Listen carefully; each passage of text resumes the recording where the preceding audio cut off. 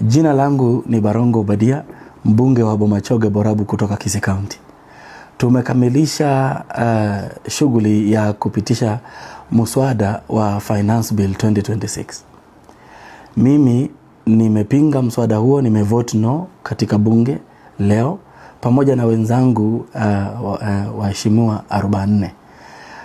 Lakini tukalemewa na wabunge wa upande wa serikali 122 ambao walipiga kura kuunga mswada huo. Kwa hivyo sasa mswada huo utaelekea katika State House ili uwekwe saini na President Ruto ili serikali ya Kenya iweze kupata njia ya kutafuta fedha zaidi, bilioni zaidi ya 90 katika kuisaidia kuendesha shughuli zake. Mimi nimepinga finance bill kutokana na kwamba gharama ya maisha imekuwa juu. Wakenya wamezongwa na shida chungu nzima. Kumbukeni bei ya mafuta imepanda. Kumbukeni kwamba SHA ina changamoto. Kumbukeni kwamba capitation kwenye shule haiendi. Kumbukeni kwamba bei ya stima imepanda kutokana na bei ya mafuta kwenda juu. Wakenya wanakumbwa na changamoto nyingi sana. Kwa hivyo kuwaomba tena zaidi ya pesa 90 billion tena kutoka kwa mifuko ambayo tayari haina chochote ni kuwalimbikizia shida. Kwa hivyo mimi nilipinga mswada huo kutokana na hizo sababu. Mswada huo ulikuwa umependekeza kwa mfano ushuru kwa nguo za mitumba. Unajua Wakenya wengi wa mapato ya chini wanategemea mtumba ili kuweza kupata mavazi. Mswada huo pia ulikuwa umependekeza ushuru kwa simu.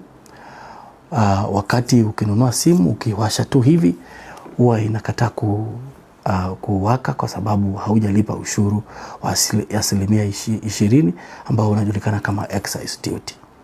Kulikuwa pia na pendekezo kwamba KRA ipewe mamlaka ya kukufanyia assessment ya kimo cha ushuru ambacho KRA inafikiria unafaa kulipa, tofauti na ile ambayo unafanya returns kwao. Kipengee hicho kingepatia KRA mamlaka ya kukuambia kwamba wewe ushuru wako haustahili kuwa pengine 1,000,000, unafaa kuwa 1,100,000. Wakati unaendelea kuvurutana na wao, wanakuambia kwamba tayari kwamba lipa hii 1,100,000, tukiendelea na mazungumzo ya kuafikiana kwamba ni kiwango kipi cha ushuru unachostahili kulipa.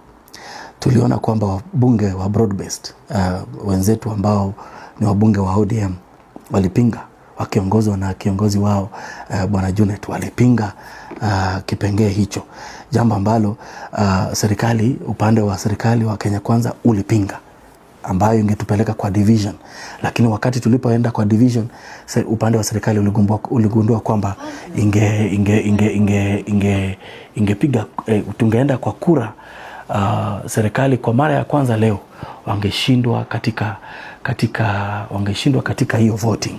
Sasa ilipelekea majority leader Kimani Ichung'wah kuhakikisha kwamba withdraw ile amendment ambayo alikuwa anafikiria kwamba pengine angepunguza ushuru kutoka pengine kufika kwa asilimia 50 wakati ambapo discussions zinaendelea. Ikabidi kipengee kile kiondolewe, maana kwa mara ya kwanza leo wabunge wote wangepinga hatua hiyo kwa sababu ingepatia KRA mamlaka ambayo pengine ingeyatumia vibaya. So wananchi, demokrasia inahitaji kwamba wale ambao ni wachache watoe fikra zao na wale ambao ni wengi waweze kupitisha kile ambacho serikali inapania kufanya.